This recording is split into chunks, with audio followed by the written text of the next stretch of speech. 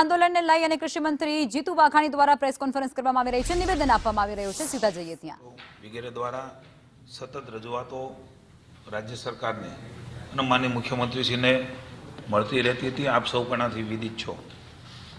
માનનીય મુખ્યમંત્રીશ્રીના માર્ગદર્શન નીચે માનનીય હર્ષભાઈ નાયબ મુખ્યમંત્રીશ્રીના વડપણના માર્ગદર્શનમાં ઉર્જા મંત્રી આદરણીય શ્રી ઋષિકેશભાઈ પટેલ, રાજ્ય ઉર્જા મંત્રી ભાઈ શ્રી કૌશિકભાઈ, પ્રિન્સિપલ સેક્રેટરી અશ્વિની કુમાર, વિવિધ વિભાગના વડાઓ, રેવન્યુથી માંડીને કન્સલ્ટ તમામ સેક્રેટરીઓ સાથે ખેડૂતોના લાગણીને ધ્યાનમાં રાખીને ખૂબ મહત્વપૂર્ણ નિર્ણય માનનીય મુખ્યમંત્રી ભૂપેન્દ્રભાઈના નેતૃત્વમાં લેવાનો છે। છેલ્લા ઘણા દિવસોથી માગણીને લાગણી આપ સર્વ પત્રકારો મિત્રો દ્વારા પણ જે નીચે સુધીની વાત હતી એ મળતી હતી। સરકાર સતત ચિંતિત અને સંવેદનશીલ પણ ત્યારથી જ હતી ને આજે પણ છે ને ભવિષ્યમાં પણ રહેવાની છે। અલગ અલગ પ્રકારની મીટિંગો, તબક્કાવાર મીટિંગો અત્યારના ભવિષ્યમાં અને ભૂતકાળમાં એની જે કંઈ નિર્ણય થાય એ નિર્ણયોની અસરો, પ્રતિકૂળ અસરો વ્યાપક હિતમાં મેં અગાઉ પણ કહ્યું હતું, કારણ કે સર્વગ્રાહી નીતિ બનતી હોય ત્યારે સ્વાભાવિક છે। મને આપને સૌને જણાવતા ગૌરવ થાય છે કે મુખ્યમંત્રી શ્રી ભૂપેન્દ્રભાઈ રાત્રે 12-1 વાગ્યા સુધી સીએમ હાઉસમાં સૌ અધિકારીશ્રીઓ, નાયબ મુખ્યમંત્રી શ્રી હર્ષભાઈ, ખાસ કરીને ઉર્જા મંત્રી જેણે ખૂબ આખી અલગ અલગ પ્રકારની અલગ અલગ રાજ્યમાં અલગ અલગ વિસ્તારમાં જે કંઈ બાબતો હતી એને ઝીણવટપૂર્વક અભ્યાસ કરીને ઋષિભાઈએ પણ સતત સાથે રહ્યા।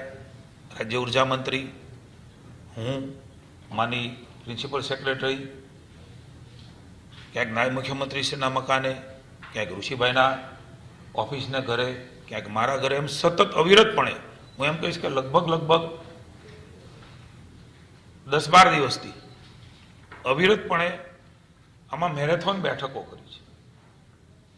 અને એના અંતે માનનીય મુખ્યમંત્રીશ્રીએ ખૂબ ઉદારતાથી ખેડૂતોનું આર્થિક હિત સર્વોપરી રાખીને એક મહત્વનો ઉદાર નિર્ણય એ લીધો છે।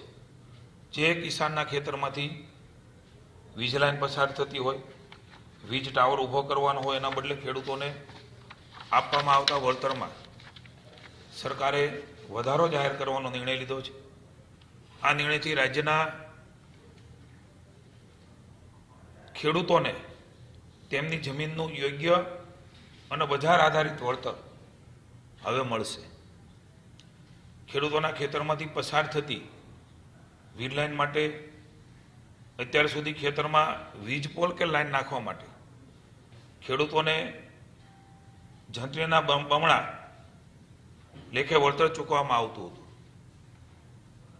કેટલીક વિસંગતતાઓ પણ ધ્યાનમાં આવી, કેટલીક લાગણીને ધ્યાનમાં રાખીને પણ રાજ્યમાં જિલ્લાઓ દ્વારા નિર્ણય થયો, ડીએલવીસીમાં નિર્ણય થયા।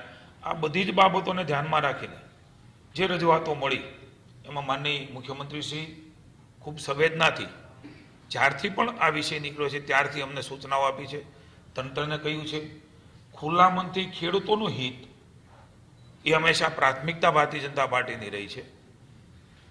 એના માટે જે કાંઈ કરવું ઘટે એ કરવા માટેની એમણે આદેશો પણ જારી કર્યા। એના આધાર ઉપર એમાં મોટો સુધારો કરીને જંત્રી આધારિત નહીં પરંતુ જમીનના પ્રવર્તમાન ભાવ એટલે કે માર્કેટ રેટ એના બમણા ચૂકવવાનો ખેડૂત હિતલક્ષી નિર્ણય એ સૌપ્રથમવાર ગુજરાત રાજ્યમાં રાજ્યની ભાજપની સરકારે લીધો છે।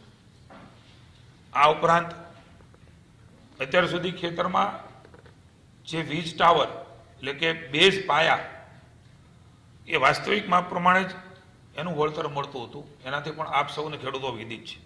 હવેથી ખેડૂતોના મદદરૂપ થવા માટે ટાવરના બેઝ વિસ્તારની દરેક બાજુએ એટલે કે 4 એના પાયા હોય છે.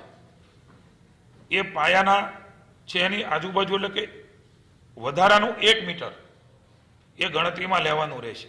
ઉદાહરણ તરીકે આપને કહું તો 765 કેવીની લાઈન એ અગાઉ 625 ચોરસ મીટર લેખે વળતર અપાતું હતું. હવેથી આ 1 મીટર વધવાના કારણે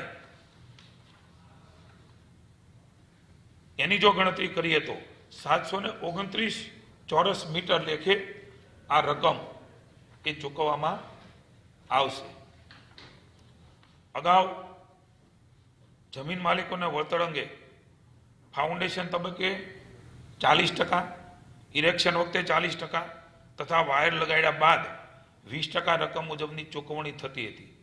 તેના બદલે જમીન માલિકોને એક સાથે અગાઉથી જ વળતર ચૂકવવાનું રાજ્ય સરકારે નિર્ધારિત કર્યું છે. આ બહુ મહત્વપૂર્ણ નિર્ણય એ ખેડૂતોની લાગણી હતી અને ક્યાંક કંઈ વાદ વિવાદ સંભવ હતો એને ધર્મોમાંથી નિરાકરણ કરવાનો પણ પ્રયાસ એ રાજ્યની સરકારે કર્યો છે. ખેડૂતોની જમીનની વાસ્તવિક બજાર કિંમત આપને અને કિસાનના મનમાં, કિસાનના જે પણ હિતેચ્છુઓ છે, સંગઠનો છે, એના મનમાં પણ જે એક પ્રશ્ન હું કહું ત્યારે આવવાનો છે, બજાર કિંમત એટલે કઈ? એની પણ, કારણ કે આ બધી જ બાબતો નક્કી કરતી વખતે આવા અનેક બાબતો અમારી સામે પણ, અમારા મનમાં પણ ઉદ્ભવેલી. માની ઋષિભાઈએ, માની હર્ષભાઈએ ખૂબ ઊંડાણપૂર્વક એની ચર્ચાઓ કરી અને પછી જે પ્રકારે નક્કી કરવામાં આવ્યું છે એ પ્રમાણેની પારદર્શકતા કેવી રીતે હોઈ શકે. તો રાજ્ય સરકાર દ્વારા એમઆરસી જે માંગ હતી કે ભાઈ એમઆરસી મુજબ એની રચના થાય અને કિંમત એ પ્રકારે નક્કી થાય, તો એની પણ રચના કરવામાં આવશે. અને આ સમિતિમાં મહત્વનું નોંધવા જેવી બાબત છે, કદાચ આપ સૌના ધ્યાનમાં હશે, રાજ્યના ખેડૂતોના ધ્યાનમાં ન પણ હોઈ શકે. અસરગ્રસ્ત ખેડૂતોના પ્રતિનિધિ, કંપનીના પ્રતિનિધિ, ખેડૂતના ઓથોરાઇઝ માર્કેટ વેલ્યુઅર, કંપનીના ઓથોરાઇઝ માર્કેટ વેલ્યુઅર ને પણ આમાં સ્થાન આપવામાં આવશે, જેથી ખેડૂતોને પણ ક્યાંય વિસંગતતા લાગે, ક્યાંય એના મનમાં અન્યાયનો ભાવ ન આવે કે કોઈ એક વ્યક્તિએ નક્કી કરી લીધું. એ અને એના વેલ્યુઅર એ બંને આમાં સામેલ છે. માર્કેટ રેટ નિર્ધારણ કરવાની સમિતિ જે છે એમાં કલેક્ટરશ્રી, જમીન માલિકના પ્રતિનિધિ, ટ્રાન્સમિશન સર્વિસ પ્રોવાઇડરના પ્રતિનિધિ, મેં કહ્યું એમ આ બધા જ આમાં સામેલ રહેશે.